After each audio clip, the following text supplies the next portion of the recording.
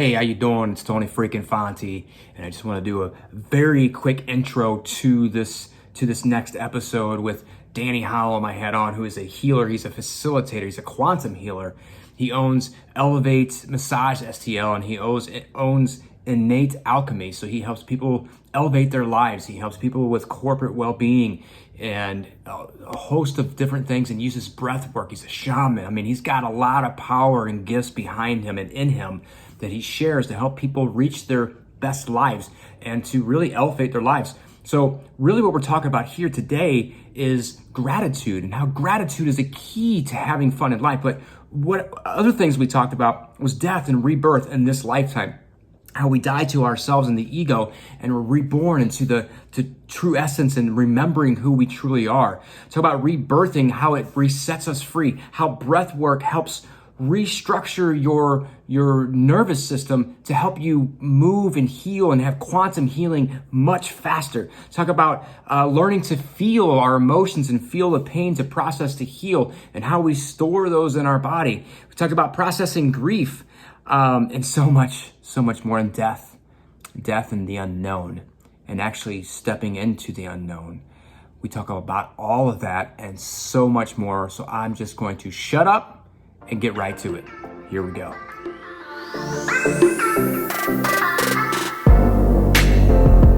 Hey, you are listening or watching, if you're on YouTube, the Laughing Through Life podcast. I'm your host, Tony Freakin Fonte. How you doing? Hey, today I have an awesome guest on here. I have Misty. I can't even talk today. I got the powerful, badass Mr. Danny Hallam on the show today. So how you doing there, Danny? Let me do that first. I am fan-fucking-tastic. How are you? Fan-fucking-tastic. I love it. I'm fan-fucking-great. How about that? Awesome. So Danny is the owner of ElevateMassage and Innate Alchemy. So what's ElevateMassage? He does a lot of corporate wellness stuff in there. And I'll let him explain that here in a minute, but he does a lot of corporate wellness. And then Innate Alchemy is really about healing and coaching and facilitating, but a lot of healing work within that, shaman and things like that. I'll let him go into more detail on that as well. But I'm super excited to have him on the show today, dropping some bombs, dropping some truths in here, and sharing his story about how he got to where he's gotten to and how he actually helps and guides people to elevate their life and really become their truest, highest self. And that's really what this show is about. But the way I do it is we have a lot of fun as we're going toward our highest self, because the journey could be very, very painful, or we can have fucking fun the whole entire time. So it's about breaking cycles and really living from that highest self and laughing along the entire journey. That's what Laughing Through Life is if you're new here. If you're not new here, well, you're going to hear it every time anyway. So I want to just really shoot this over to you, Danny, because this is about you today and sharing, just having a conversation. But I want to start off. I want you to share, like I said, where you've been, how you got to where you got to, and just share your story with that and what you do and why you do it. Cool? Shoot it over to you. Sounds good. All right. How it all started. Man, it's the first thing that comes to mind is talking about death and grief. Been a huge catalyst, my biggest teacher thus far. Like one of my first memories as a child, I was 4 years old. My little sister was born April 10th. My grandfather died April 14th, and then my fourth birthday was April 17th. And so I remember that, like, my first experience is literally like, oh, this beautiful little baby sister coming into the world and my grandpa leaving the world, like same experience. And his funeral was actually on my fourth birthday. So like, it was this like, happy birthday. Yeah. But, and it was I don't have a ton of memory as being this little 4-year-old, but it was confusing, because I didn't quite understand death. I think as when we're that young still, we're still so connected. So we don't have this like condition around death. It's just like, it's he's going back to God or whatever source, whatever it may be. so that's kind of what started this fascination with death and rebirth with me. It's definitely a soul mission to understand that in this lifetime. Fast forward, you know, broken home, divorced parents. I had 3 sisters. I was the only boy, and I was probably more emotional and sensitive than all the 3 girls, and nobody quite understood what to do with it. I was really shy, really inward individual. Lots of dream work as a child, astral projections, would have the experience So of you've actually experienced astral projection? oh yeah. Okay. I want to come back to this. I want you to share more, but I want you to come back to that because that's fascinating to me. Yeah, it's like I feel like my whole life I was kind of like would retreat into the mind, and like the dream work, and it's like I would go to sleep and I'd explore the cosmos, and it was like safe to me. It was a lot more easier than this physical dense reality. And I think that's growing up more and more, like being so emotionally disconnected from myself. I went into a really dark hole with substance abuse, drug abuse, led to a full-blown heroin addiction. And, you know, when you take that path, death is a huge part of it. You know, friends were dropping like crazy. A long-term lover and like best friend of mine took her own life. And I went really far down the rabbit hole after that for about 3 or 4 years. In the bottom of a bottle of whiskey and full-blown heroin addiction. So you were doing heroin and heavy drinking. Oh yeah. Holy fuck. Yeah. Dude, you've gone through.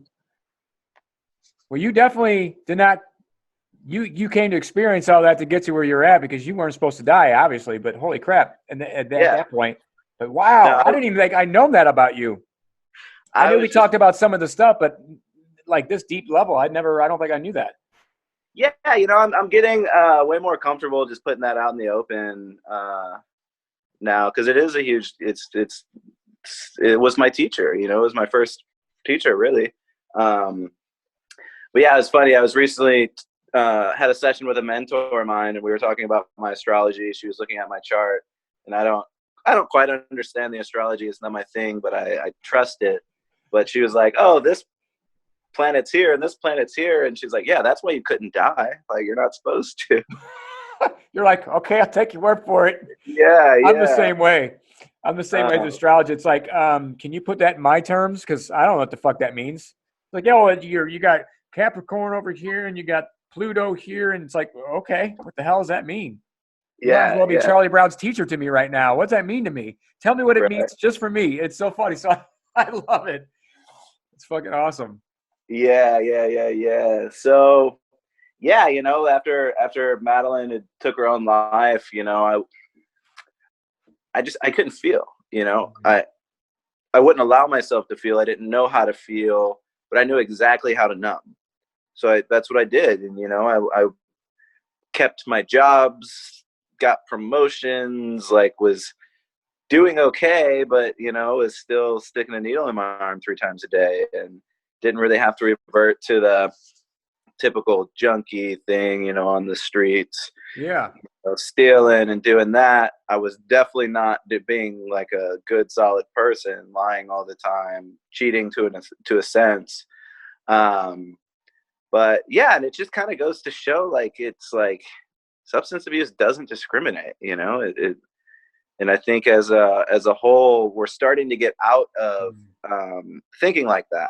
You know, we got grandmas addicted to Oxycontins, and, you know, Joe Schmoes on the Xanax. Like, it's everywhere, and it can happen to anyone. Well, you see it with a lot of, you know, wealthy people too, or even famous people for that matter. If you go into Hollywood, well, we know how that goes. So, but there's, and I think you're the first that I've really talked to about heroin that was actually holding down a job well, but yet still doing it. And you did alcohol on top of that. It's crazy that usually heroin you see where people are really struggling with things. a lot more. But I love that you said substance abuse doesn't discriminate. Doesn't care what age, color, what level of profession you're in, what background you came from. I mean, you can come from a very great background and still, yeah, and I love it. And it's not just heroin. And yeah, you're right. One of the biggest epidemics, I believe, right now is prescription. Prescription pills is probably, well, I could be wrong on that, but probably worse. Well, because the numbers aren't really out there, probably worse than heroin or any other ones right now. Wow. Yeah, it's wild, you know, but there's a reason for it at the end of the day, I firmly believe. But yeah, so back to the path, the story. So it was about 3 or 4 years of just like down in the bottom of the barrel for Danny, miserable.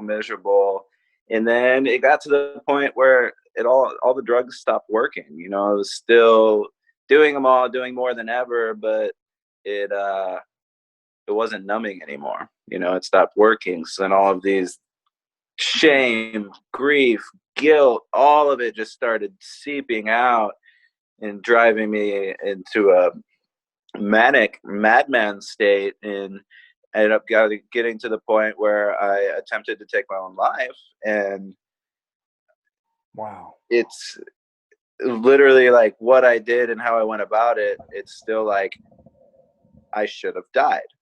And I woke up in my bed like 18 hours later, like, how the fuck am I still here? And that would be the beginning of my surrender. And I called my mom. It was like, all right, well, I've tried everything. I don't know what to do anymore. The drugs aren't working. Apparently I can't die. You know what? You're like, I fucked that up too. Right? I'm like, I can't even get fucking death right. Wow. Yeah, but you know, really, it was just I didn't want to die. I wanted to be you know, reborn. And yeah, so I really surrendered. Went to a treatment program. While I was there, I ended up, you know, finding out I lost my apartment, lost my job, like everything just came crashing down, and like that safety that I thought I was able to convince myself I had through all the addictions and everything, just it all came crumbling down. So yeah, I just surrendered. I was like, God, spirit, universe, whatever you are, if you are anything, like, take the wheel, you know? And so all these, what I call opportunities, came about that I really didn't want to do. But I did. I followed through. I surrendered. I moved to a new city, kind of started brand new, with a lot of resistance. And then, yeah, so my first day in this new city, in this new, like, community that I was living in, I walked around the city and walked past this building that said called itself the School of Metaphysics, and I was like, I don't know what that is, but I need to be there. And like 2 weeks later, I was taking classes there and found my first spiritual teacher.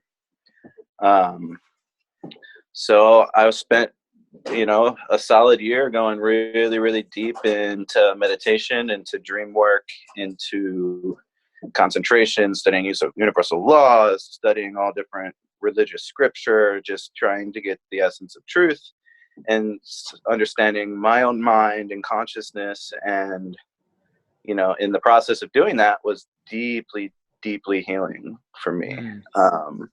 Starting to process grief, starting to learn how to feel, starting to learn how to use the breath to help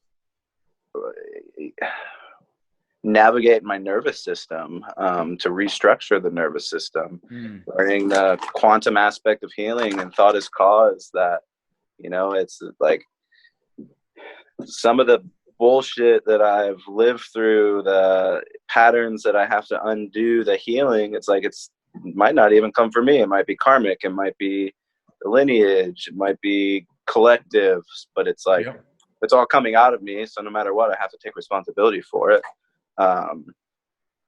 And yeah, I just started diving really, really deep, really excelled in that organization, spent 5 years with them, ended up teaching many classes, many students. I tried to we attempted to open up a new branch out in St. Charles. So that was a huge learning experience. It didn't last, but started learning how to become a leader with that. And yeah.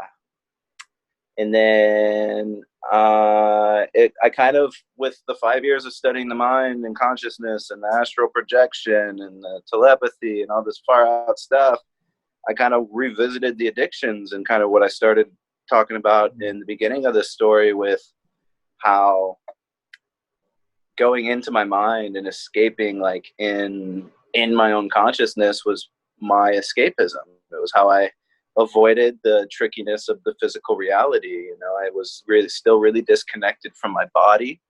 And I realized that's why like the opiates and the heroin worked for me, is because it put me into a dreamlike state all the time. So there's something to that in regards to understanding consciousness through my own experience. So I reached a point where it's like, you know, I'm going to go to school for massage therapy because I really want to start learning how to be in my body, how to connect to the body, how to be in this earthly plane, because it's like, that's why we're here, to be here, you know? So I had all of this like deep high chakra knowledge and experience and wisdom, but it's still like, all right, well, there's still something I'm missing. So yeah, with studying body work and really studying how we store traumas in our body, emotions in our body, I really got into breath work, specifically holotropic breath work and rebirthing breath work. Very, very beautiful healing modalities. They can be a bit intense. You're telling me. Yeah. And also got to have quite a few trips down to some communities in Colombia, South America, working with sacred medicine, specifically ayahuasca and kambo, and was received an initiation into carrying and serving the medicine that's called kambo, which is it's a secretion from the giant monkey tree frog, which is from the Amazon. It's a kind of a purification, detoxification medicine. They call it the doctor of the Amazon.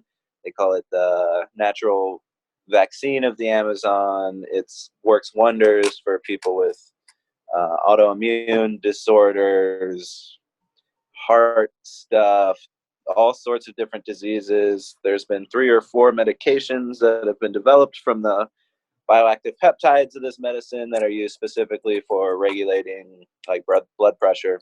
So it's really, really potent medicine.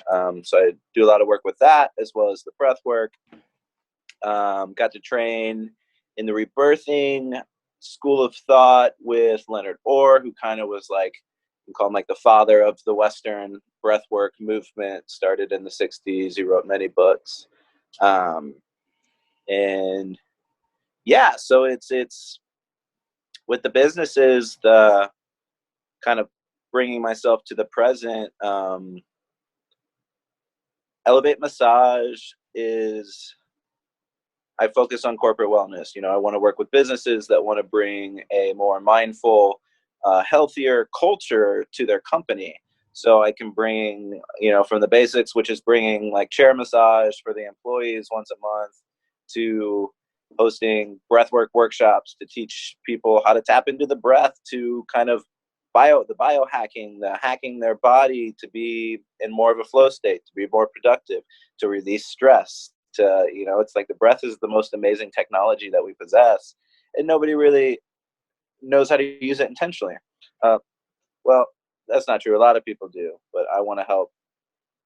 I know you're trying to say there. Yeah, it's not.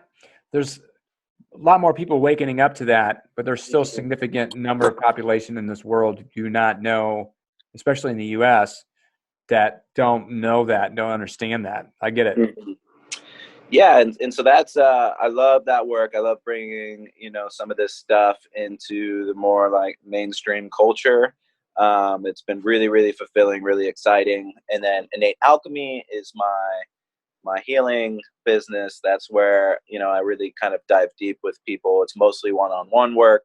I offer the combo medicine, the breath work, as well as a couple courses I've developed. One is called the Masculine Alchemy course. I use kind of the structure of Carl Jung's masculine archetypes in combination with breath work and emotional intelligence to work specifically with men, to help men be able to feel all of the shit we've been storing and let it go and release it. Ultimately, it's to create freedom within ourselves. It's to create emotional freedom, emotional intelligence, and take that back out into the world to show up as conscious men, really standing in our masculine energy and holding up a field of healing for all of humanity. That's super powerful, because that's one of the things I've been working on for the past 6 years, especially the last 2 years, is the whole healing that masculinity, that the masculine that's been freaking shut down and beat up for years and centuries because of how we were taught to be and how men were supposed to be this strong. And that's where the toxicity comes from. And because we're not feeling connected, we're taught, you're not feeling, you don't show emotion. And I'm like, what the fuck? We're emotional beings. So how the hell do you do that? But this is why we're all angry. This is why we're so disconnected. But now even women, the feminine, the divine feminine, are just like, no, fuck that. We're done. And there's this huge shift now going on that women are more awakening more, and they're saying, okay, we had enough. And now it's like, we want men to show up more conscious and have more purpose. And I love what you're doing here. Yeah. It's beautiful, beautiful work. It's so amazing. And, with working with the breath work and the medicines and the men's work, it's like, and just kind of watching the collective, watching the world, I've come to some really simple conclusions. And it's like the breath work at its most basis is just a really quick and efficient way to feel some of these things that you've stored in your nervous system since you were a child or even beyond, and let it go, creating freedom. And I'm seeing that working so much with men. It's like, the feel good stuff, we all like to feel that. But it's uncomfort. Anything that's uncomfortable, I notice more so often than not, than anyone that I'm working with, they want to distract themselves from it and run from the uncomfort so much. And so that's kind of what I'm here doing. Like, hey, take my hand.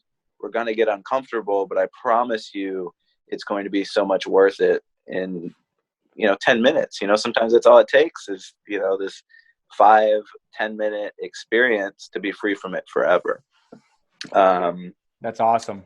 Yeah. So I know from my first experience with breath work, holy shit. And I don't want to scare anybody off. And I actually want you to go deeper into this breath work, because there's a lot of people, like you said, they don't understand this. And I had one experience, but I want you to explain a little bit more, because you were talking about, I wanted to be reborn, and then death and reborn through breath work, right? So, and then understanding how breath work allows you to release the stored, trapped emotions and that the trauma that's in the body. Because you said, it can be painful, and I wish I would have had a 10-minute one. Mine was an hour and a half. I was told that afterwards, but and of course I don't want to freak anybody out, but at the same time, because I didn't know what to do. I didn't know what I was expecting when I went into it. And man, I can tell you, I thought I was literally fucking dying. And I guess in a sense I was, because my body was releasing this shit, and the ego was just like, no. Man, I mean, it was probably the most intense experience I've ever had. And I'm like, I'm just fucking breathing. How do I feel like I'm dying? But I'm like, I physically thought I was dying, but obviously there was a death in that sense. But it scared the shit out of me for a while, where I haven't really experienced it again. I'm like, man, but I've been doing a lot of other work of dying, and I'm like, I think I could probably handle it a lot better. But I guess it's all depends on what's stored in the body. Am I correct in that? And how your body reacts and the mind triggers. For me, I still remember this. It's like I'm sitting there and my body started vibrating like crazy. And I'm like, I'm going to vibrate the fuck out of my body right now. And then I started to have this panic attack. And I was like, shit, I remember I sat up and I'm like, I got to stop. I got to stop. And she's like, just calm down. You're okay. Just breathe. Continue breathing. And I'm like, and then all of a sudden I felt like my pinky started like tensing up, like my muscles just started tightening up. And I'm like, I'm not gonna be able to move. I'm like, and then all of a sudden my muscles started tensing up. I'm like, all right, well, I can't move. So either I'm gonna be okay or I'm dead right now. That's literally what was going through my mind. And I just laid down, and I mean, everything tensed up, even my face as I was breathing. It's like, for anybody who's just listening and not listening to the episode and not watching it, it's like I was stuck like this, my mouth just like this, because it was so drawn, tensed up, and all I could do was do this to do my breath. And I was like, holy crap. And then I'm like going into a panic attack, but I couldn't move, and I just had to learn to relax, and I finally calmed down with that. And then I went through another spot, but the whole time my muscles were tense for the whole, like just stiff for the entire time. And she goes, yep, as soon as I saw your muscles tighten up, she goes, I knew we were going to be there for a while. But, and again, I don't want to scare anybody because your experience may be different, but just know that I survived. Obviously, I wouldn't be here. And I'm a lot better off than I am, but, continue what you're saying and then go into more of that. I want to hear more, especially for the listeners, to hear more about this. Yeah, well, before we do that, I want to ask you, so you talked about like the physical experience of the breath work, but what did you take from it? What was integrated? What was the lesson? What did you learn from that experience? Well, for me, it was me letting go, surrendering to control, letting go of control, and allowing God, universe to do its thing. That's what's been holding me back anyway, was trying to control and force because of fear. I was allowing fear to create this illusion of control and trying to control every aspect of my life, which actually was an illusion because we don't really have control. But when you surrender, this is something I learned recently, that when we surrender control, we actually gain control. So now the universe can do what it needs to do, it's already perfectly aligned and it's doing its thing. It's just like, get the fuck out of your own way. And that's really what it was, is that I was so afraid of losing control and dying. That's just now coming to me. Dying was losing control. That just now came to me. Something I didn't even know. And it's been a while since I've done that. Dying is losing control to me. Wow, I'm really feeling that. Good. Okay. Wow, that's new. Thanks for asking that question, brother. Absolutely. Dying is losing control. Holy shit. I just had like an enlightened experience. Wow. I got to write that down before I fucking forget that. Dying is losing control to me. Well, it's my mind's, the ego mind's version of control, because it doesn't want to die. Of course. Wow. Okay. Well, we're done. I'm just kidding. All right. Screw everybody else. No. No. I'll send you the invoice. Yeah. Dying is losing control to me. Wow. That is. So anybody out here listening to this right now or watching this on YouTube who's struggling with the fear of death or whatever aspect is because you're not living in your highest, truest self, but most likely at some level, it could be a little different for you, is that you're afraid of losing control, which dying is losing control. But when you're reborn, you were reborn into a power that you already are, that you just forgot. And that power is amazingly beautiful. And it's love that's actually the deepest you could ever go. And it's what we all are in our purest form. It's who God is, source, whatever you want to call it. I'm just going to just use God, or I might use God and universe interchangeably, but it's all the same thing in my opinion. And you will live magnificently and powerfully and magically from this power. And this is something, and I'll just share this, that I've been working through, that I've been afraid of love that powerful. That's the deepest I've gone. Before I was like, oh, I'm afraid of having that much power. It's actually I've been afraid of love that powerful. Because I thought I was going to lose things, lose people, thought I was going to be destroyed. which is that whole dying. So I've been dying to myself to really step into that piece. And that was an epiphany I just had. Good. Wow. All right, carry on, brother. This is about you. I want to get back to you. That was freaking pretty awesome, though. Good. Yeah. So, so talk about the breath work, even on the simplest form you're talking about when you're in a corporate, but also how you can go deeper and what that really means and how breath and how we tie our breath actually connects everything and allows healing to take place. Yeah. So that's kind of the breath work is such a broad term because, again, we can do a simple 30-second intentional breath healing to get us pumped up for a podcast or to calm us down in a stressful situation.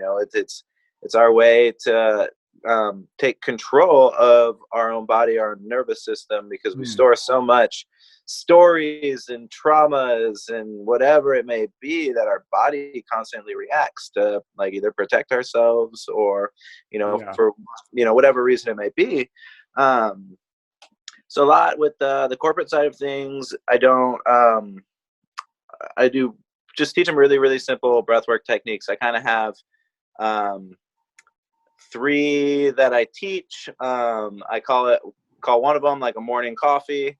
The other one's like the afternoon nap. And the other one is like the take yourself out of fight or flight. So it's kind of like 3 very specific ways of breathing that I teach that you can do it like a snap of the finger. You can really do it anywhere, and people won't even know that you're doing this experience, but it gives everyone the opportunity to begin to take control of their experience and have a choice in responding as opposed to reacting. And then the one-on-one breath work which is the other end of the spectrum in this is, so it's like rebirthing, holotropic breath work, which they're very, very similar, very slight differences, but they're both conscious, connected breath.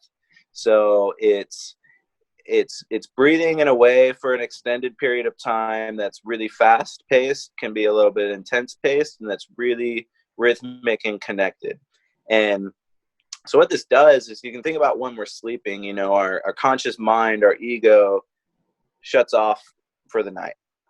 With our dreams, we get the experience of experiencing our subconscious mind. And that's also where the body heals. It's when we take away our conscious mind and let the subconscious mind comes through, our body is able to heal.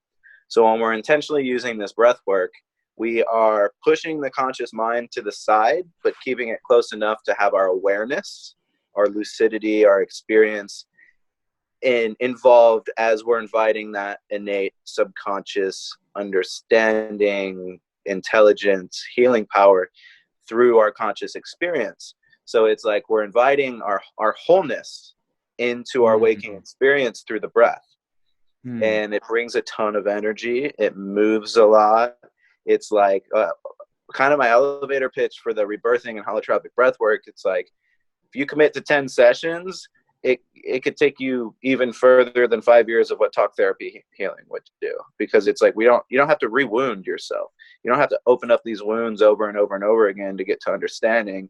You can just surrender, trust the breath, and allow the breath to like reset your body, reset your nervous system, reset the emotions, and clean and purify yourself out. When my teacher Leonard Orr talks about spending time with the elements every single day for purification, and sitting with fire, using the breath to connect to air, eating very intentionally for the earth, and bathing every single morning and every single night. So that's why, you see like salt baths, like, it's a purification process. It clears all of the emotional pollution in your energy system and your chakra systems, because our aura, our chakras are constantly spinning. So it's like when we allow our whole body to be submerged in water, the water, as our energy system is spinning through it, it's being purified.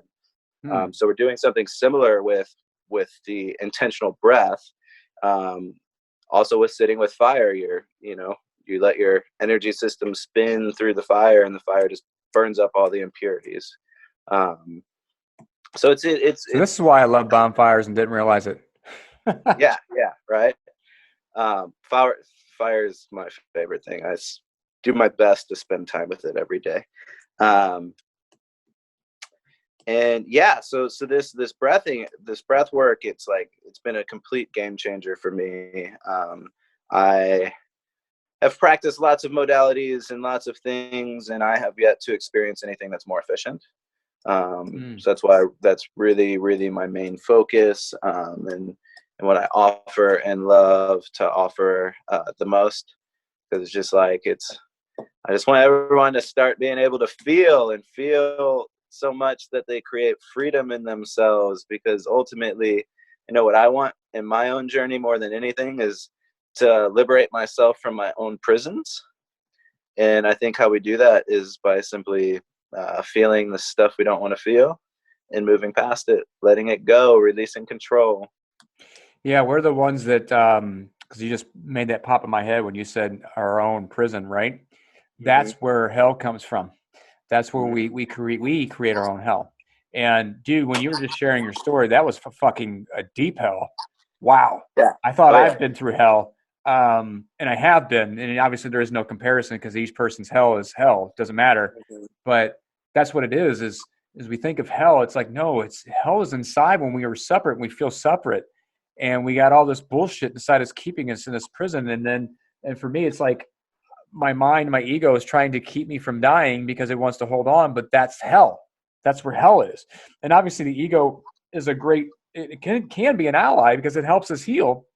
And everything we experienced up to this point is helping us get to that point too. Like everything you experience with the heroin, you freaking try to kill yourself, and 18 hours later you wake up and you're like, what the fuck? It allows us to really, all of that works for our good. But we got to get to that point where we realize it's for our good, that it's not against us, that we're not victim, right? You can easily stay in that victim mentality from way back when. But no, man, you let that shit go and you step into this power. That's why you're a powerful badass. And not in the egoic way, but it's like I'm living in my power and living in this intensity of who I am in this power. And now I'm taking all of that and taking all my shit and I'm teaching other people who say, oh, well, I'm bipolar, so I'm always going to be stuck this way. Or I got this autoimmune and then that doctor said this, so I'm always going to be stuck this way. And I'm thinking, no, if we could heal the emotional traumas that we have in our body will do its work, what it was originally designed to do, and that's its natural immunity to many things when we raise our vibration. I don't know if you agree with that. That's kind of what I believe and what I feel. Now, obviously, I know medicines are good for certain things, but I don't think we're intended to be on them. We were never intended to be on them long term, in my opinion. And I don't want to make this about prescriptions, though, either. Yeah, no, for sure. I firmly believe in the power of quantum healing and how powerful our thoughts are. I also understand that it's everyone has their process to getting there, to understanding that. So I am a very firm believer in use whatever the fuck you can use to help get you to just the next step. So if that means depression medication and doctors and stuff mixed with some meditation and getting outside, good, do it. Absolutely. If it's going to get you to a stable point, because I've been on medications before, and the only thing I was saying is because I was told that I would always be on medicine.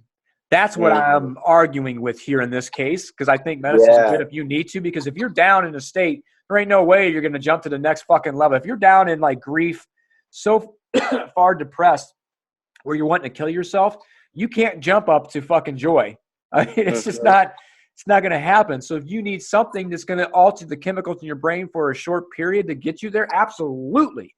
But what I'm saying is, because it's what happened to me, is we get so stuck on these labels that we're like, oh, well, this is what this is, and this is how my life is. And I'm thinking, no, there's another way. But at the same time, everybody has their own journey. So if they're stuck there their whole life and that's what they chose and that's their own journey, I get that and I respect that. But I also want to raise the awareness and raise the consciousness of this world and do my part of humanity to say there's another way if you're ready to go to the next level. If you're ready to go deeper into that healing, let's do it. Let's raise that, because that's as healers, as light warriors, as Eric Rosen said, his episodes dropping here this week. Light warriors and healers, we're here to raise that consciousness, to break those chains that are keeping us in hell. So oftentimes these medications keep us in hell because they're not intended for long term. Yeah, and it treats symptoms, and we can only treat symptoms for so long.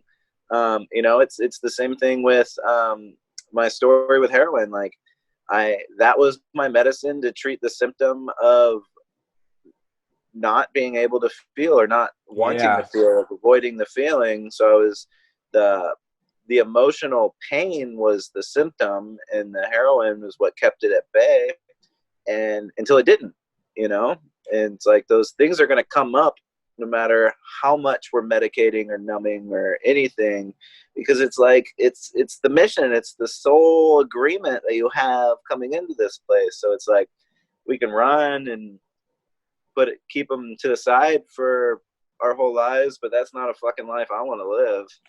Yeah, and it's interesting that, because I've never heard that happen to anybody before, saying the fucking drugs stopped working. It's like, it didn't kill me, and they just stopped working because your soul's like, oh, we're done, fucker. This is part of the contract where we go to the next level. Now you're gonna face this pain. Oh, and you're gonna try to commit suicide, but that ain't gonna fucking work either, because you are going to heal this shit and come out here doing what you're doing. But your soul's like, nope, we're done. We're shutting those receptors down. I mean, it's fucking, the human body is absolutely amazing. I mean, to think that how it operates and works, I'm like, there's spiritual shit happening right there. To be that we're all energy and just physically here because of the way the energy is, it's freaking amazing. I can't even put words to it, but it's magical, it's majestic. And I love the power of the body, and I love the science up to this point that has taught us how it works. But man, I'm like, let's go deeper, because there's things that science has not shown yet. But I think now that the Earth is this world is going through awakening, we're going to see some more cool stuff. Like you were talking about astral projection, right? Yeah. Let's get to that first. I don't know if you were done talking about breath work or not, because I can go on all the time for that, but you're talking about breath work and healing without taking the Band-Aid off and going into that pain again. Unless you're like me, you're going to feel that pain in your body for that moment because you're afraid of dying, because losing control is dying. But you have a lot of people, I'm sure, that just everybody has a different experience, right? No experience is the same when they go through this breath work, when they're healing, but it's how their body responds and reacts to releasing that trauma, right? Yeah, absolutely. There's no two breathwork sessions are the same. Even the sessions I take myself, like I've never had one that was even remotely similar to the one beforehand. It's we're in different states of consciousness, and we're constantly absorbing so much new information throughout the days and this and that it's like it's a reflection of everything in our body, in our minds, in our hearts. So it's like it's different energy. We're picking up on different emotional energies from the people we're around and surrounded with. So that's like we bring a different perspective to the breath every time, a different understanding. And as you continue to do more sessions and 10 sessions, you're also understanding this process and getting more familiar with your subconscious mind, with your soul, with your essence, because you're having this practice of releasing the conscious mind, but still keeping your awareness and not going unconscious into it. So it's like you're getting deeper and deeper and deeper every time. And with like an ideal student's doing the homework in between every session as well, and creating a sustainable ability and understanding like the science of their consciousness. So we're constantly growing and getting deeper and deeper with committing to breath work, that we're going to have a different experience every time, because we might get to a point where it only takes us 2 minutes to get into the rhythm, and then We don't even need to spend time in this physical uncomfort because we just immediately let go of the physicality and go and let the subconscious mind and the breath do the work with ease. You know, we release control. But that's part of the process is getting to that point of, you know, understanding that we're so much more than just the body and releasing attachment to the body. And that's where, and correct me if I'm wrong, because this is how I'm understanding, is that the whole dying and the rebirthing is letting go of the attachment to the body and then rebirthing, attaching from the body, but you're also, because you're releasing those traumas and those stored emotions, right, that haven't come out. So you're dying that surrendering, letting go of control, and you're rebirthing as this powerful spiritual being, divine being that is all power inside of a flesh suit. I guess that's the word that came to mind right there, but inside this body. So that's you're dying, letting go of all the pain and the traumas, and you're dying to the ego and its hold that it has on you, and you're coming up going, that no, it's a part of me, but it's not me. And now I'm using it as my ally, but now I'm extremely connected to who I truly am, source and God, universe. And now I can operate from that level, that dimension. Is that? Yeah. It's pretty much dead on. So I think, you know, it's my experience and my belief that when we physically die, literally the only thing we're losing is the physical body and the conscious mind. So our innate subconscious mind, the superconscious mind, the vehicle for our consciousness is not destroyed or shifted. We go into a different dimension of understanding ourselves. So it's like, it's a very similar place we go when we're dreaming. In a sense, we die every night. So it's like, what I see the breath work and why I think it's been called rebirthing is because in essence, it is a conscious practice of death, and not in the grief, sad type of breath. It's an assimilation process. Dying is a process where we go assimilate any of the karma we picked up, any of the karma we relieved, and we assimilate in every higher frequency of mind, and then we come back into another body and give it another shot. So it's like, I see the breath work as a really intentional practice of getting a head start on that death process, because if we're consciously going into our subconscious mind, creating awareness and assimilating our experiences day to day, week to week, month to month, we can be incredibly more aware of the actual physical death process, and, you know, not and can take more advantage of it. And it's like, that's the death, the rebirth process of it, because it's like, it's transitioning and it's assimilating. It's assimilating our experiences in this earthly realm and assimilating them and then integrating them into our soul, our permanent understanding. Okay. Because like, that's why we're here. Yeah. You know, have these very specific experiences we need to have to integrate lessons and understandings and wisdom. And to help us evolve to the next level of our consciousness. To, as we remember more of who we are, like, go back to childlike, right? Go back to childlike when we didn't have the thick veil in front of us between the spiritual realm and the physical realm. Like kids, they had that until they're conditioned. Like you mentioned that in the beginning. It's like when I was 4 years old, we don't have that conditioning yet, right? And now what we're doing is we have all these experiences, and the people in our lives is helping us to rip those veils. And, you know, that's why, you know, Jesus was talking about be more childlike, not in the sense of what religion says, right? But what he was really meaning behind this, be childlike, go back to where you didn't have this veil preventing you from having this connection. But also having fun and being open and just experiencing and being creative, because, you know, we're freaking creative as hell when we open up to, I mean, we have a hell of imagination. But that imagination comes because we're connected.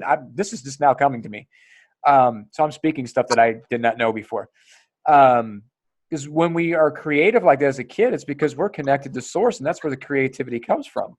And it just flows easy. Then we go through all the bullshit and say, oh, I'm not creative. I'm stupid. I'm unworthy. I'm inadequate because all the fucking bullshit we've had growing up. And now I'm waking up more back to who I am. I'm like, holy fuck, I'm creative as shit when I align. Like I was writing a script for a comedy video that I'm getting ready to do. And I had a moment of clarity. And I was like, ooh, I need to write that down. And it was not even 2 minutes later, I had 2 pages of script. Just started flowing. And I'm like, holy shit, when you are connected, childlike, you really open up to that. And that's really what the rebirthing is about, right? Opening up to that truest sense. But like you said, not having to deal with the trauma and the pain, it just, well, unless your body chooses to fight it for a moment. But it's still not, you don't know exactly what story is creating that tensity but it's coming out of your body.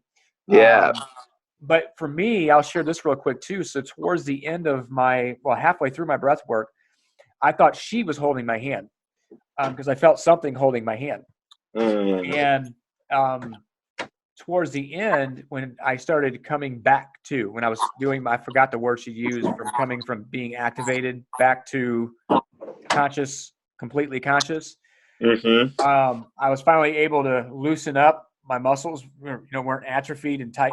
Just like it was like a giant Charlie horse throughout my whole body without the pain. It was just like completely tense. And I'm sure you've actually witnessed people doing that before.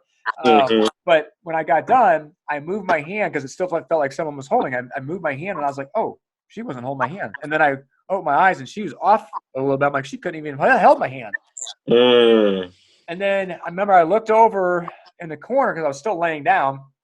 And I looked over in the corner and I said, someone's here. They're sitting right there. I couldn't see it, but I could.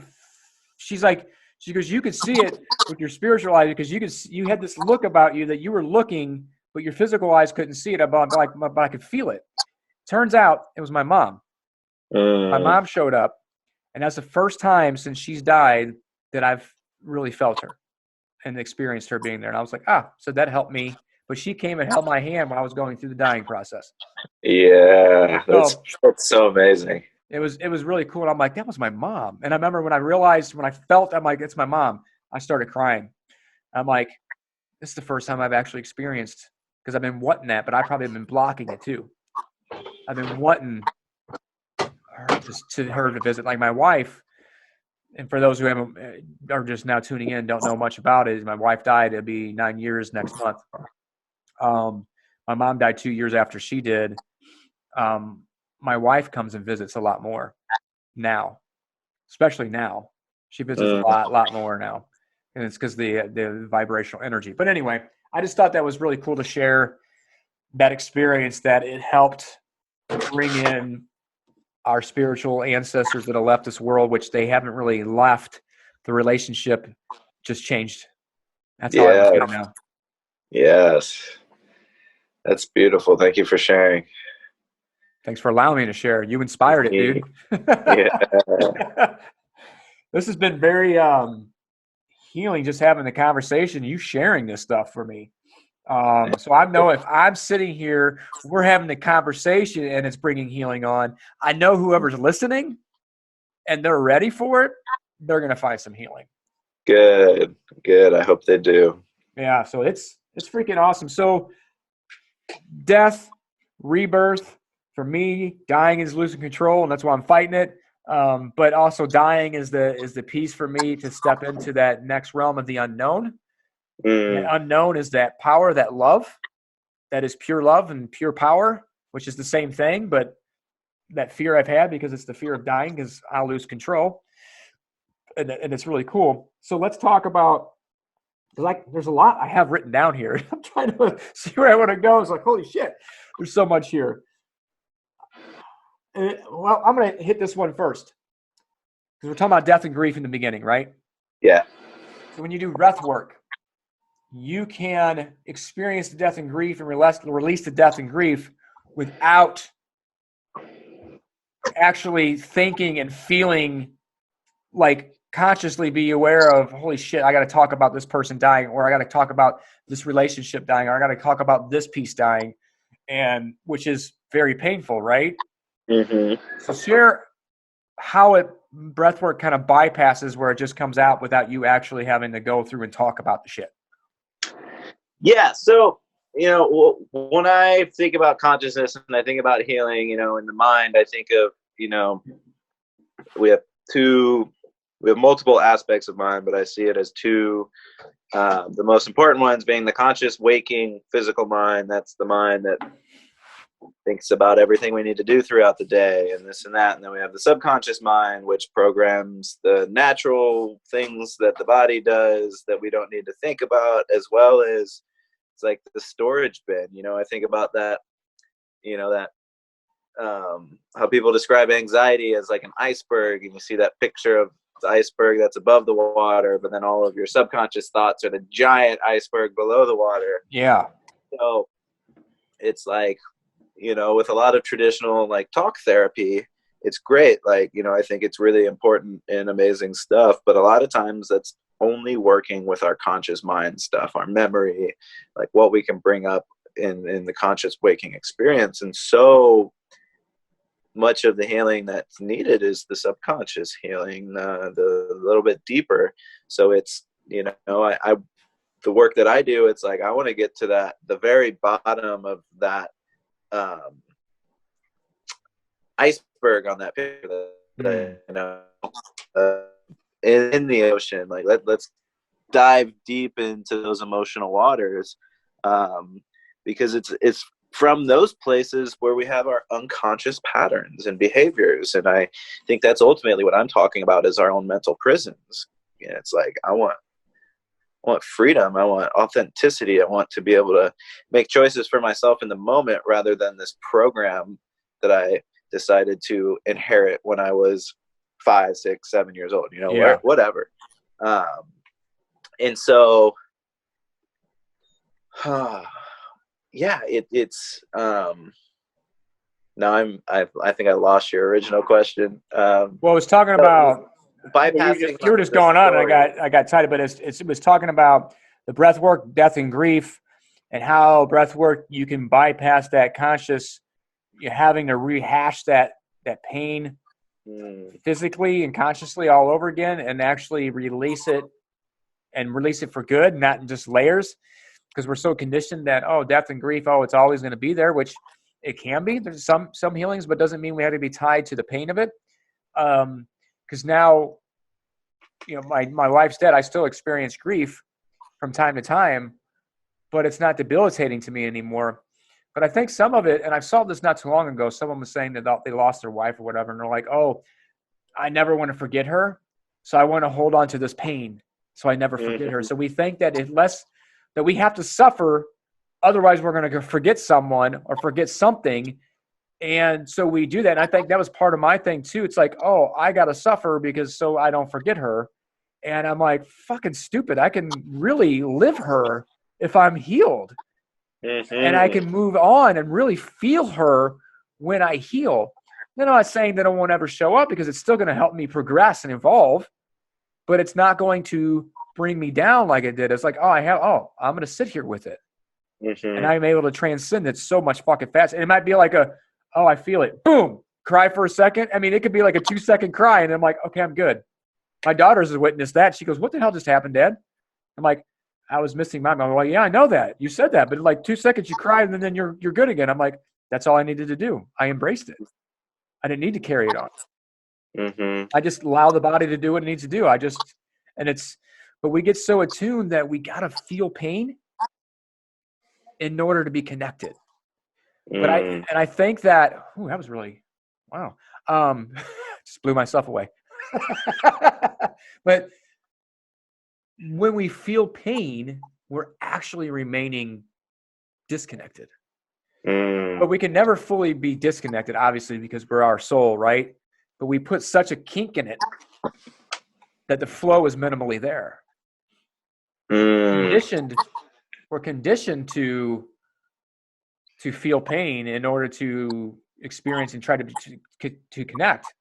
And I believe that, and I want you to collaborate, go deeper on this, is with breath work, you can heal the pain, release the pain, and connect deeper, and you can still have a connection with whomever it is or whatever it is if you want.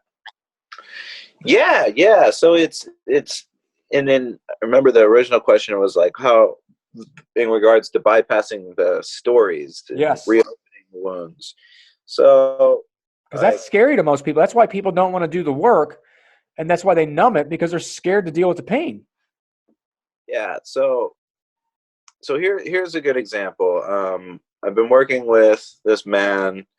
He's incredibly successful. And he's like, Danny, I've been having panic attacks. I'm like, when did they start? He's like, my brother died 3 years ago. And so like, we have grief is connected to our lungs, connected to our chest. Like that's kind of where the body and the organs that are connected to the experience of grief. So it's like, he's like, I get to these points where I can't breathe and I tighten up and this and that, and this insane anxiety comes up. And it's really, he wasn't having anxiety attacks. He was having grief and the experience of his grief wanting to come up and come out. But the anxiety came from a disconnect, being like, I can't do that. I got to push that to the side. So it manifests as the experience of anxiety when really it's these deep emotional experiences that his body's trying to say, hey, let's move this. Let's experience this. Let's do it. So with the breath, we were able to really intentionally breathe into the chest, fill this area, because also it's like the emotions do have density. So they're, when people are like, oh, I'm feeling really heavy, it's like probably because you're holding on to a lot of stuff that is making your vibration a lot denser. So we just focused on really freeing the breath within this state. And so that breath literally made him lighter. It made that weight leave, and he was able to process emotions. And of course, there is talking involved. I spent a lot of time coaching him through the process of grief, because it's all works together. But it's like the breath comes in such good hand. It becomes so handy in the essence of like, let's move that fucking energy. Let's move those emotions. Let's free ourselves. So then we can actually come to a place of neutrality within exploring it. So we're not going into this reactive, triggered state all the time because we lost someone we love, Yeah. And it goes back to the bypassing of needing to open the wound. It's because we're going into the home of the soul, the area of the soul, and like the soul understands death way beyond our conscious mind, where the soul understands everything way beyond what our human minds can understand. So we're allowing that innate, infinite essence of our being to come in and be like, all right, do what you do best, which is be whole. So it's surrendering the conscious waking mind and allowing a greater technology or a greater intelligence to help us, to serve us, to create more wholeness in our lives. I think that's amazing, because you hear a lot of people talking about, don't follow your heart. You got to think with the mind and have the mind. And it's like, that's the ego trying to keep you from going back to that piece. Like, oh, I followed my heart and it messed up. And I'm like, did it really? Or is that exactly what you're supposed to experience? And I'm learning, no, we need to go back through the heart, because that's the gateway to the soul. The soul actually feeds the mind what is supposed to really be working. And it's from a place of pureness and wholeness and completeness, not this, you're going to die in fear, which we think it's us, knowing that our mind, we have a body, right? But we're a soul. And I was just talking with someone earlier today, and I said, you got to realize that if you can step back and observe your thoughts in meditation, that's the whole point of it, not making your thoughts go away, but observing your thoughts. You become the observer. At that point, you gotta realize that when you're able to observe, well, then you're not your thoughts, because you can't be. You can't observe them and be your thoughts at the same time. And they're like, whoa, I never thought of that way. And I said, yeah, I was the same way when it fucking finally hit me. I was like, poof, holy shit, I'm not my thoughts. Sometimes they sound like me, but they're not me. And so if you just sit there and observe them, and you're allowed to move through that, but you got to allow it when it comes from a place of peace and a place of love and a place of knowing. That's your heart and that's your soul, and that's what you should be following. Anything that creates this resistance, that's the ego side of things, and the fear and the pain. And at times, yeah, it still serves us, even if it does prevent us, because it's serving us to get to the next level. And we got to do what we got to do to get to the next level, like you said earlier, whether that is medicine, whether that is therapy. And I think, they're all great. They all serve, and they're all, because everybody has their own journey. But let's go to the next level. Let's go deeper. And let's experience and heal this pain where it doesn't have to be so fucking painful and scary. Yeah. Amen. Hallelujah. There we go. That's pretty powerful. And actually, I was asking that question a lot for me and myself. But I know if I'm asking it, I know there's a ton of other people out here going to be listening to this for years to come. They're going to go, wow, I needed to hear that. Especially men who've been so disconnected from their emotions. This is going to be very powerful in their way to awaken. I think women probably experience it a little different because they're already, for the most part, obviously there are some that are disconnected themselves because that's just a numbing process, but it's probably a little different for women on some cases because they're already pretty connected, but it can be extremely painful, I guess, or the experience can be more intense for men, I guess, than it is women. You work with men and women, so you tell me. Do you see some of the same similarities in some, or is it more intense for a majority of men? Do you see a proportion higher than that? Yeah, so it's not to say like it's one or the other, because I know many men that are way more feminine, in the feminine energy. Yeah, that makes sense. And okay. I know many women that are very masculine and in that masculine energy. Okay. So I think as a whole, as society, we all kind of struggle with emotions and like expressing them and feeling them. Yeah. We're a culture of numbness. I mean, Facebook's basically cocaine for us, like True story. It's amazing. We're the most connected we've ever been, and we're the least connected we've ever been. So I think as a whole, we all had some work to do there. I think for the most part, women or people who are just way more in their feminine energy do understand the process of emotions a lot better than the people really in their masculine.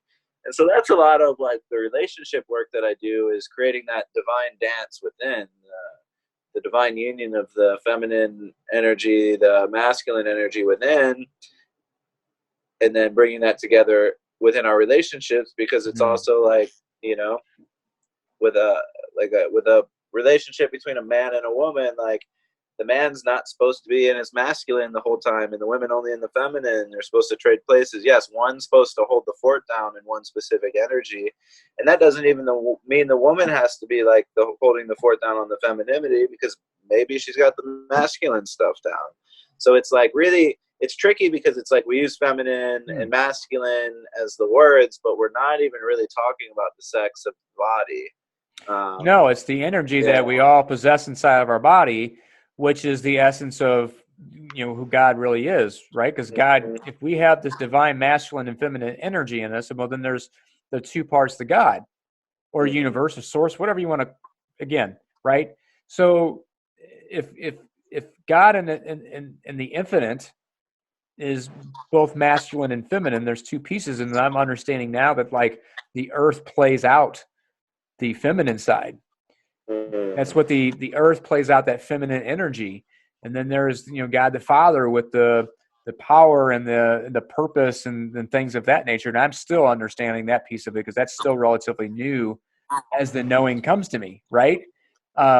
This is not something I've researched. It's just, you know how that works. It's the knowing comes to you. All of a sudden you're just like, oh, and you feel that it's like, oh. And half the time for me, it's like I'm cooking or doing something not even related. And all of a sudden, poof, I feel this download, and I'm going, oh, that's what that means. And it's just, you just feel it. And that's what it's about. Remember, it's the coolest fucking thing. And I know you experience it. But thank you for giving me clarity on the polarity there. It's not necessarily a gender issue that people experience more intensity. It's whatever energy they're living in at that moment that can create the intensity to disconnect or whatever it is. So thank you for clarifying for that for me. Yeah, versus absolutely. my own assumption that I had on that end of it.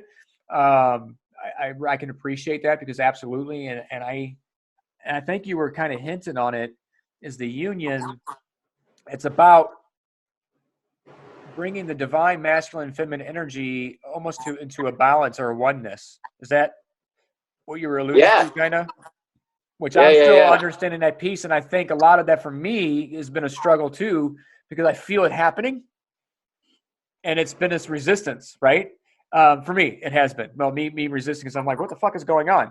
And then things happen, but it's like this resistance. But it's also the feminine coming in and healing my traumatized masculine and restoring it back to its natural ability to balance those two out, where you can have the emotion and still have the masculine, the purpose, the passion, and the drive to take that feminine energy, which is the creation, the inspiration, and the love and the intuition, and taking that creativity of the feminine and saying, all right, masculine, go make this shit happen. Yeah, I love it. And I love how you were talking about how you're talking about we each have our main core energy, right? Whether it's masculine or maybe our feminine or our core. And we're not supposed to, and I want you to kind of elaborate on that more, is the energy of, like, we're not always supposed to be in our masculine if that's our core, and we're not always supposed to be in our feminine, but it's about those balancing of the two. But we gotta like waves, right? In the ocean, they come and go. Right? Is that kind of, explain that a little bit more. Go deeper with that if you don't mind. Yeah, for sure. So, yeah, it's well, emotions and feelings would align with feminine energies. So it's like, and that's kind of the work in the terms of men and masculinity, is embracing the femininity of having emotional intelligence. But it's also the masculine energy that needs to learn how to watch the emotions, to observe the feelings and not get caught up in the ride. So it's like, I see the masculine energy is really like this, like, force that just holds the space, that holds the structure, and the feminine is the energy that fills the structure. So can we stand? Oh, I love that. Keep going on. No, keep going. I love that. Sorry, I'm just like, wow. Yeah, so it's like the masculine is like, can I tap in and hold up consciousness, and how great of that consciousness can I hold? And the feminine is like, how much love can I fill this container with? So that's how I really look at the difference of the two. I think it's really simple, and I think it's really really potent, because you think about, like, in most of my relationships, what I see the women want is they really have this strong desire to, well, penetrated is a word that you can say, but with consciousness, with this, like, being led with this and that. And as the man, it's like, dude, I want to experience love through every nerve ending and cell of my body, through the experience of being with the woman. So it's like also learning how to cultivate that within myself. Like, can I hold the space for and fill it with my own love, but also be in love with the opportunity to share that with another human being as well. So I love that, the whole vessel thing you're talking about. It's like the feminine's like, hey, can I fill up, how much love can I fill this with? Like pure love. And the masculine's like, fuck. Hold on a minute. If you're in a toxic masculinity like I was, right? I couldn't handle it. And this is why we have all this anger, and we're trying to control and this fear and manipulate, because that's the unhealthy masculine, because we can't fucking fathom, because we don't know how to feel. It's about feeling, and the more we can feel, and it's that love coming in and that passion. I love it. It's like, here, I'm going to give you all this love, and I'm going to fill this up with how much you can. And it's the feminine's job, if you will, to help move and help the masculine evolve even more and more. And a healthy masculine can handle it. So sometimes it sounds like it's nitpicking, but it's coming from a place of love. But if you have the hurt feminine, that hurt feminine can lash out, and it doesn't sound like love. But really what they're saying is like, will you fucking get some balls, stop playing small, and go have a purpose and go change the fucking world? Yes. And then the man who's in his masculine and healing can go, ooh, that fucking hurts. That's my shit. Okay, thank you. Let me heal a little bit more and open up more to love. Boom. And that's really the evolution. She's doing her job and you're doing the same thing. And it becomes this amazing, magical evolution of, oop, because relationships aren't designed to complete anybody. But we have this design that we think that someone else completes us. Oh, my better half, my other half. No. You are already fucking whole. Well, so here's a good way to see that. So like dream work is something I don't talk about a lot. It comes up in everything I offer in work, but I realized lately that I haven't been talking a lot about the dream work lately, and I want to bring that more into my experience. But for an example, like if you were to dream about a man and a woman, the man for your dream would represent a conscious mind aspect. The woman would represent a subconscious mind aspect. So if you're having a sex dream, really that dream is about something that you're creating in your life. And so it's the experience of this man and this woman coming together in union, but really it's your mind's way of showing you how your conscious and your subconscious mind are working together to create a whole experience of creation. So that's the wholeness that we're looking for in my choice of being with women. It's this experience of, she's actually representing the wholeness that I crave, is that union with my whole mind, my subconscious, my conscious. And so that's what like the work with the breath work is also so powerful, because it's like, we get to take our whole mind out on a date and have them start really, really connecting. And so I see that as a powerful way to really describe that, because, even those dreams, I understand dreams, and I understand that everything in the dream is actually a symbol in regards to an aspect of me. And even like in new relationships, when I start having those really fun dreams, it's even I want to be like, oh no, that's like, that was really the other person in this dream, and like her consciousness and this and that. But it's, and sometimes that happens, sometimes that can be very much the experience. But for the most part, it's, no, you're dreaming about what she represents to you and how you're creating that in your own reality. And it makes perfect sense, because that's what the dream is saying. And the dreams always bleed in to our regular lives, because it's all the same. It's just a different perspective of it, because you're attracting this partner into your life because they do represent a specific thing to you that you're growing with, that you're co-creating with, that you're working with. So it's that as above, so below, weaving in and out. Like, it's, the dreams are a reflection of our reality, and the waking reality is a reflection of the dream world. And which comes first, the chicken or the egg? I don't know, and I don't think I care anymore. It's like shit's happening. I've also heard that, like our dreams too are also indications of what we've been focusing on, what we're about to manifest at the same time. In some instances. Now, I've also had where I've had the divine share messages with me. And I start seeing numbers a lot, which have been a lot. And I go, okay, share the message with me in a dream. And then I'll get the dream, and I'm like, oh, thinking it's going to be this fucking clear and evident dream. No, I got to freaking figure it all out. What the hell does this mean? What the hell does this mean? What the hell does this mean? And it's trying to understand it. And then the more I do it, I go, oh, I'm starting to understand it more. Because I'm like, oh, I had this dream. I don't know what the fuck that represents. And then someone's like, no, like they understand dreams. They're like, no, here's what this most likely represents. And then I start feeling, I'm like, oh, that's what that. I was like, holy shit. I'm like, why can't they just be clear? I asked you for a message. Don't give me, I got to decode the damn thing. But I guess that takes away the fun of trying to figure it all out.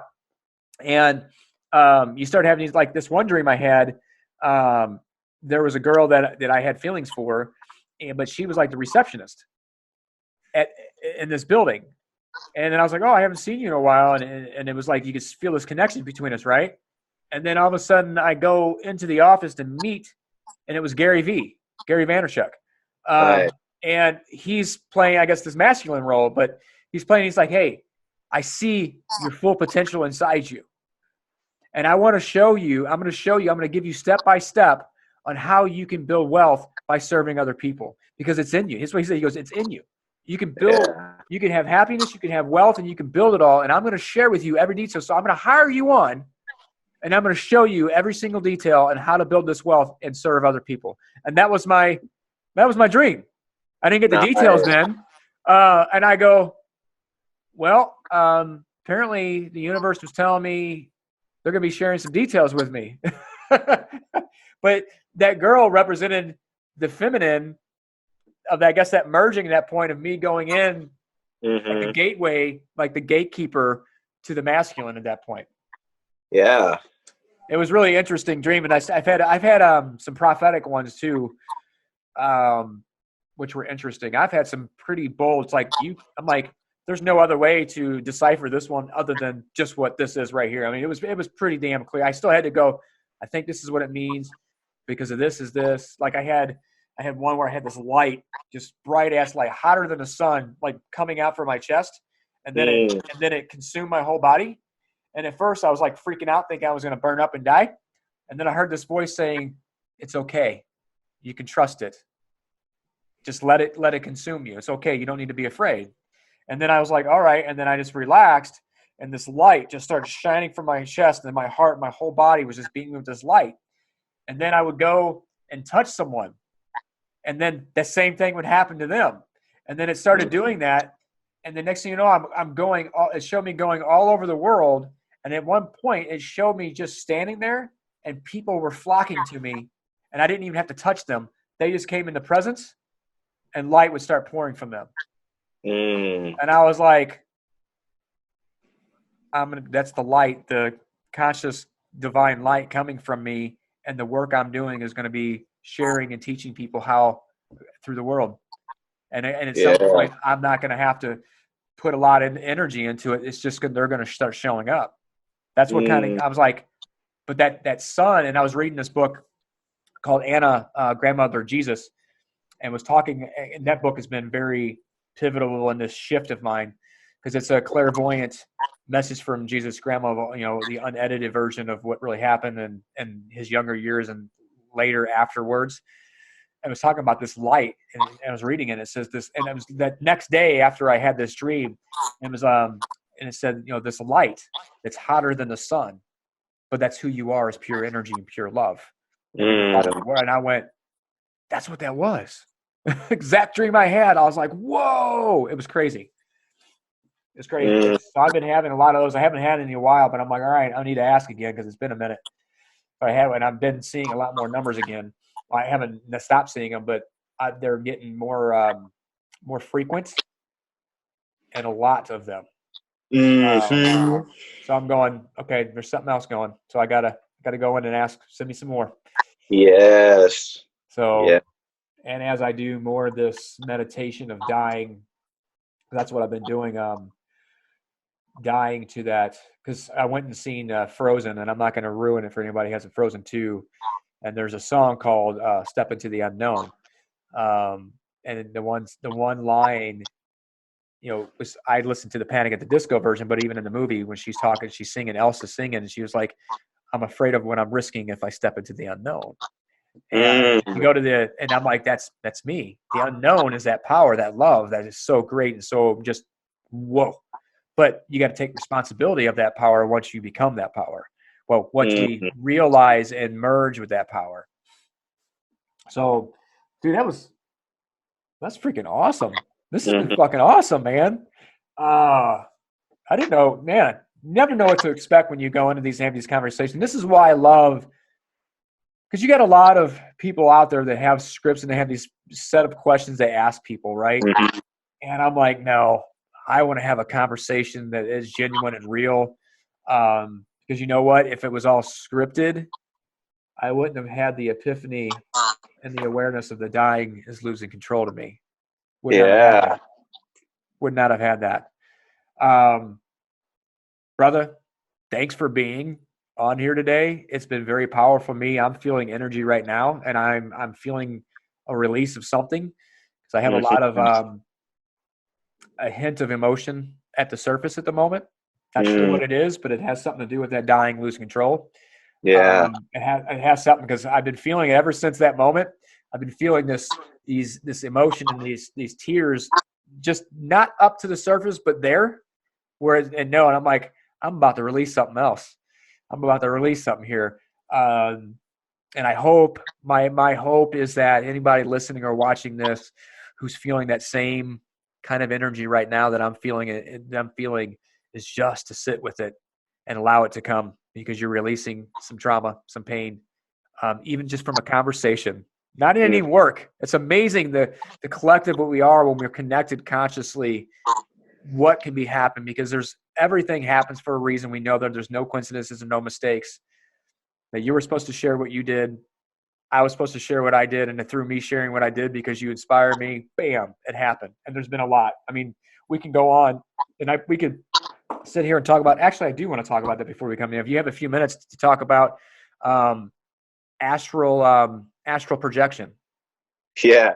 You want to talk, and then telepathy. You talked about that because in that book I was reading, it talked about it. I go, I don't know because I've never experienced this release, but I go, I'm starting to feel and remember that we're that powerful that I think we can actually do this stuff and actually talk about bilocating and teleporting and shit. And I'm like, I don't know enough, but man, I've had so many beliefs get shattered that I'm open to going back to that powerful way of we were doing things in metaphysics back then, like way back in before Jesus's time, and all these different spiritual masters, right? And even Jesus's time, these spiritual masters who had it figured out. Their initiations were a lot different and a lot more intense, but that's how it was back then.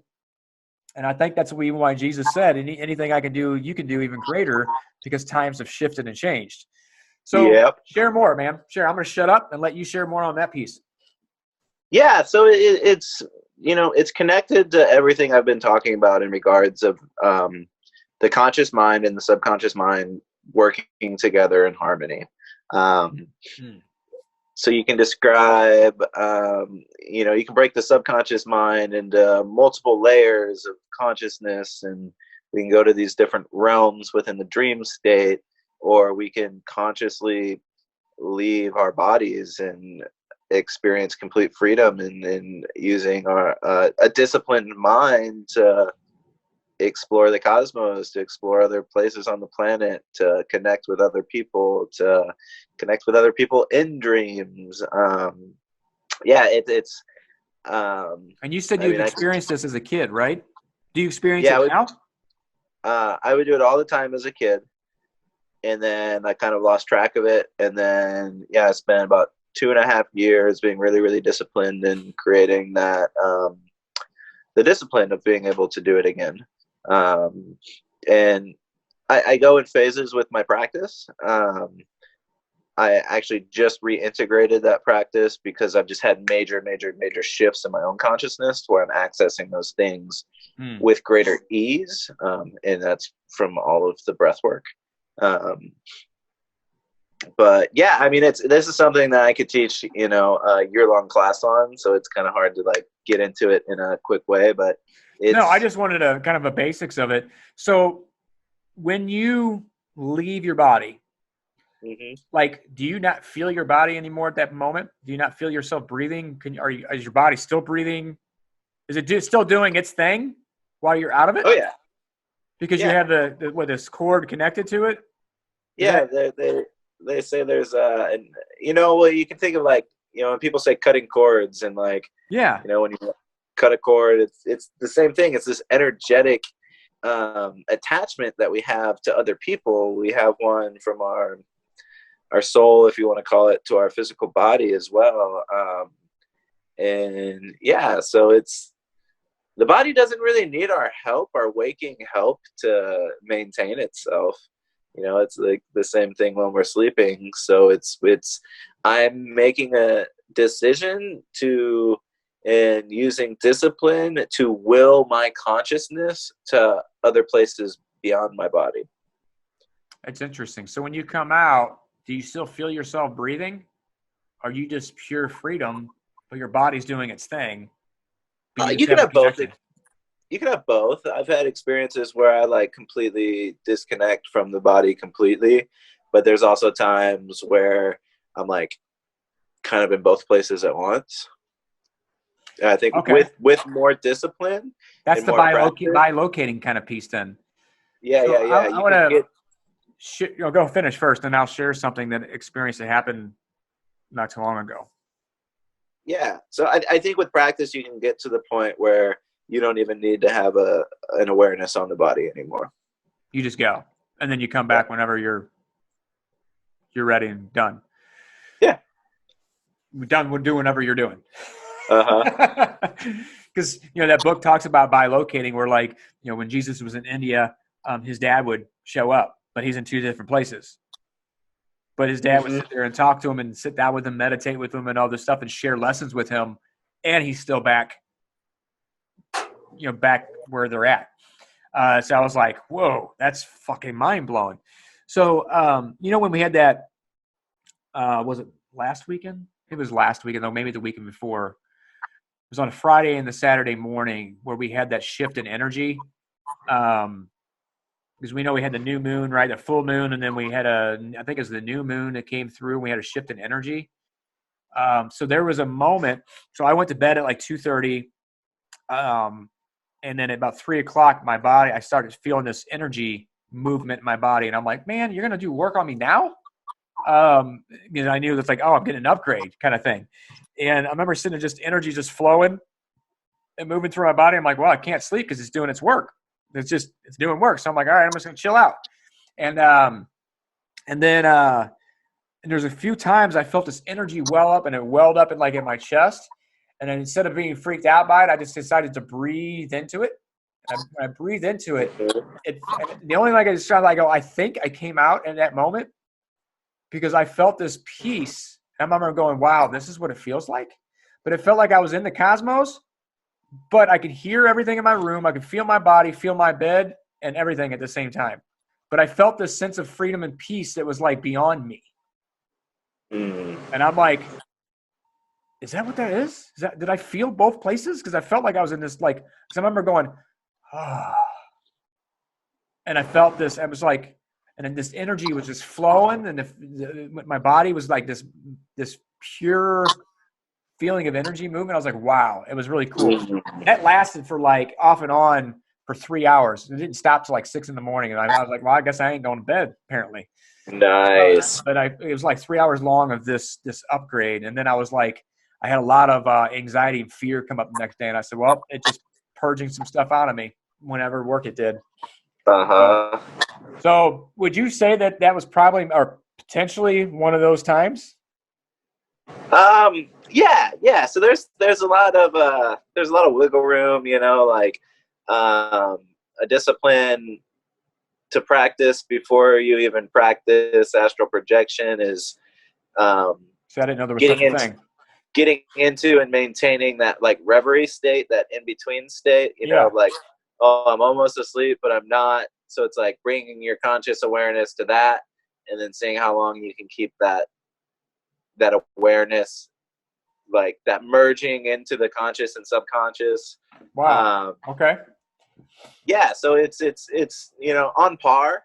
Maybe it wasn't specifically an experience of astral projection, but it's it's all inner mind stuff. Because I was awake because I couldn't sleep. Yeah. But I just had I was in a deep, I'm meditating at that point because my body was doing its thing. Energy was shifting. And I'm like, well, I can't sleep because it's doing its work. So I'm just going to lay here and just feel it and being in a meditative state. Mm-hmm. And there's those times that I felt that energy. There was a couple times I felt that energy and I was like, shoot, I'm going to freaking boom right out of my body here. And I was like, shit. And then I remember seeing that white light, right here, bright white light. And then that's when I felt this whoosh, and I was like, or maybe I released something. I don't know, but it was but I felt like I was floating at the same time. I was like, oh, it feels so good. It was really cool. It was like first I really experienced something like that. And it was pretty intense. So that's awesome, man. That's really cool. I didn't know you could discipline to do that. I didn't know there was such a, but I guess you have to. It's like anything. You got to discipline to get really good at controlling it. Like being a shapeshifter and stuff, whatever you want to call it. Right. Okay. That's awesome. All right, brother. Well, I appreciate everything you shared. Probably have to have you on again because we can go on and on. Yeah, I'd love to. And as we evolve, we can do that. But I have one question I do want to ask you, and it's all in line with the show that's going to help the listeners, is this. What is one key to having fun in life? And it's the first thing that pops in your mind. What's one key to having fun in life? Gratitude. You know, before we started recording this, you gave me a heads up on that question. I was like, oh man, because I'm like, I can be a really serious and intense dude. Yeah. And so it was like, oh yeah, having fun, because I tend to forget to do that sometimes. But yeah, it's gratitude, because if I'm not in a place of honesty and like gratitude for all of it, I'll be in this place of like just way too serious. So how does someone connect with gratitude, to be grateful and every situation they're in? For me, gratitude and honesty are like brutal, like intense honesty with myself go hand in hand. And it's within my own dialogue with myself. Like, all right, yeah, maybe I haven't achieved my goals yet and I keep hitting some stumbling blocks, but it's like, all right, let's take a real hard, honest look at myself, Danny. Like, you know, if I don't achieve anything the rest of my life, but I look back and I'm like, oh, I made it past that suicide attempt and heroin addiction and this and that. So it's like, if I can give a good, honest look about myself, like really everything that I achieve from here on out, it's like a fucking cherry on top. Yeah. You know, so it's bringing myself to that perspective to create gratitude, because, you know, as we do shift and we do grow, it becomes easy to forget about the pain, the trials, the tribulations. Yeah. And so we can create, you know, really shallow suffering in our experience. Like, oh no, this girl doesn't like me. Like, I need to throw a fit or be depressed or this and that. But it's like, no, you can be grateful that you're still alive to even have the ability to connect with more people and new people. And like that. Love that. Yeah. So it's honesty, it's gratitude, it's checking in, it's being really clear and honest with honoring how far we've all come. Absolutely love that, man. That's beautiful. Yeah. Beautifully put. Appreciate that. And that just kind of gave me the inspiration for how I'm going to title this episode to Key to Having Fun in Life is Having a Heart of Gratitude. Or a state of gratitude. There we go. Yeah. I like that, state of gratitude, because that's what it is, a state of being. Gratitude is a state of being, not so much a state of doing as is being. So I love that, dude. Thank you so much. So how can people, if they want to connect with you, if this message resonated with them, how do they connect with you? Because I know you have two different things. So on the corporate side, how do they connect with you? And then on the personal side, how do they connect with you? How do they reach out to you?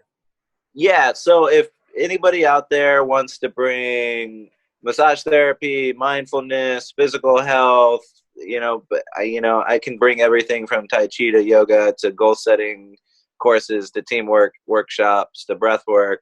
That's all ElevateMassage, which you can find on Facebook at ElevateMassage STL, as well as Instagram. Send me a message there. And then the one-on-one work, the teaching of breath, consciousness, the healing work, that's all under the name Innate Alchemy, which, innate is this natural gift, this natural understanding that we have. And I see alchemy as, the ability to change, to transmute. So that's why I named my private practice that, because it's like, I don't consider myself a healer, but I have picked up many tools along the way to help you do that healing yourself. So I'm just here to help you understand your innate abilities to change. So that's Innate Alchemy STL. Nice. And that's Facebook and Instagram as well. Shoot me a DM, reach out. If there's anything that I mentioned on this podcast, chances are I have a course around it and have an ability to really dive deep and teach whatever it is I touched on in this podcast. So yeah, feel free to reach out. Let's breathe, let's feel, let's heal, and let's evolve. Awesome, man. So can you work with people who aren't in the STL area? Absolutely. Okay. Especially, yeah, pretty much everything besides the medicine work I can do over Zoom or internet, FaceTime. Yeah. Perfect. So everybody listening, I will have all this in the show notes as well to make it easy for you to connect with Danny here. Dude, again, I know I said this probably 3 or 4 times, but this has been amazing and I love it. Thanks for sharing. Thanks for sharing your gifts. Thanks for sharing your heart, your love, and your soul with the listeners here. Absolutely honored to have you on and appreciate you being on here. We'll definitely have to have you on again as we all evolve and share and go deeper into some of this other stuff, because it's really fucking cool to go into this realm and have you on here and have amazing healers. And I wanted to say that. So you're saying I don't consider myself a healer. And what popped in my mind is I thought it's like, I don't think any healer is really a healer. They're just a facilitator of the healing. Exactly. Of the oneness. In a sense, I am a healer, but the only person I can heal is me. And I firmly believe that with everyone. And, you know, it's just, I've got a lot of experience in learning how to do it for myself, so I can give you the steps to do it for you. Perfect. Well, brother, appreciate it. Can't wait for this one to drop, for everybody to really listen and feel the experience in here and feel the energy that we had going back and forth, and feeling the energy I had as I was making a shift. Yeah, dude, I can't wait for this to drop. So thanks again for having you on, brother. Appreciate it. And we'll all talk to you soon on the next episode. All right. See you guys. Thank you so much. Boom! Woo! What a powerful message. Absolutely powerful message. It was very powerful for me, as you heard or you saw if you're watching this on YouTube, the power. And I found a healing in my own, just listening and having that conversation with Danny. It's freaking awesome. Hey, if you are ready to connect with him, connect with me, and here's what I would do. Let me step back for a second. Here's what I would love to do. Let me know what resonated with you, first and foremost. What resonated with you? What challenges are you having with death, with grief, elevating your life, rebirth, those types of things? Anything that we talked about in here, and even more, what's challenging you? What's coming up for you? I'd love to hear from you. I'll have the contact information to be able to reach out. I also have Danny's contact information if you want to learn more about corporate wellness, if you want to learn about raising your consciousness, your awareness, and really rebirthing and having quantum healing. I will have all his information in the show notes as well. And then make sure, if you haven't already, to like, subscribe, and review the podcast. All right, I'm going to get going. Thanks for tuning in. Stay tuned for the next episode. See you soon.